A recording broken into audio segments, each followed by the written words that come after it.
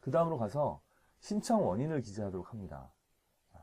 채권자와 채무자는 사업관계로 알게 된 사이입니다. 어떠한 당사자에 알게 된 사이가 있나, 이런 사이로 알게 된 사이인데 2018년 9월경에 채무자가 돈 좀 빌려달라 해서 이렇게 돈을 빌려주게 되었다는 것이죠. 그래서 원인에 대해서 빌려줬고, 이 증거가 뭐가 있냐? 이 사람이 내가 나한테 돈 빌려가면서 작성해준 차용증이 있다. 그리고 내가 이 사람이 안 주길래 내용증명을 보내면서 돈을 독촉한 적이 있다.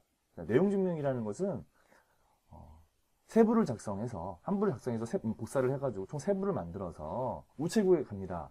우체국에 가서 우편 봉투에 상대방의 주소를 적고, 그 내용증명서 안에도 상대방의 주소를 더 적은 다음에, 자, 한 분은 채무자에게 보내고, 한 분은 우체국이 갖고, 한 분은 저에게 주는 거예요. 채권자에게 주는 거예요. 그렇게 해서 내용증명 우편물을 만들어서 상대방에게 보내는 거를 내용증명이라고 하는 거예요.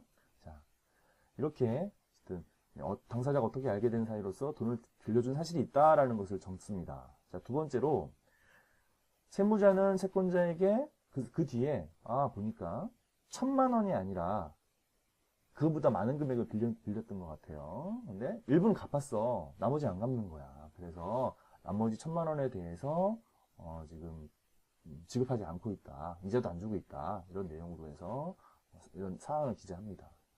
결국 그러면 채무자는 채권자한테 1,000만 원을 줄 의무가 있고, 이에 대해서 약정한 이자인 2019년 1월 1일부터 다 갚는 날까지의 연 24%의 이자를 지급할 의무가 있다라고 해서 이렇게 한 겁니다. 근데 제가 이런 부분에 가로친 부분이 있죠. 채권자와 채무자는 당초 연 25%의 이자 약정을 하였다고 합니다. 그런데 이자제한법에서 최고 이자를 24%로 제한하고 있어요. 따라서 이자제한법을 넘는 이유는 무효이기 때문에 24%로 제한한다고 하는 겁니다. 이럴 수가 있는 경우가 분명히 있어요. 30% 이자를 기재할 수도 있기 때문에 약정서에는. 근데 30%다 청구하면 법원에서 안 받아줍니다. 그래서 이자 약정에 대한 부분을 기재하시는 것이 좋겠다는 얘기예요. 자, 다음으로 이자 약정을 하지 않은 경우가 있어요. 이런 부분에 대해서는 어떻게 기재하냐? 채무자는 채권자에게 이 1,000만 원 및 이에 대하여 이 사건 지급명령 송달일 일기부터 다 갚는 날까지 소송 촉진 등에 관한 특례법 소송의 이율인 연 15%의 비율에 의한 지연 손해금을 지급할 의무가 있다고 할 것입니다. 라고 기재합니다. 앞에 제가 신청 취지란에 기재한 내용이 있죠. 신청 취지란에, 자, 안 보이면 다시 한번 좀 키울게요. 자, 신청 취지란에 기재한 내용에 대한 것처럼 이렇게 같은 내용을 밑에다가 기재한다는 겁니다.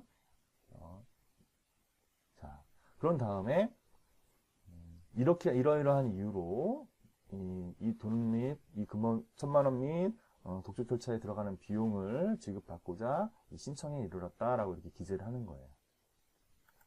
자, 다음으로 보면은 뒤에는 밑에는 자, 다시 한번 정리하면 신청 취지를 기재하고 신청 원인을 기재하고 입증 방법이라 해서 내가 차용증이 있고 내용증명서가 있다라는 입증 방법을 기재한 다음에 이에 대해서 이와 같이 첨부한다는 내용으로 기재를 하는 겁니다.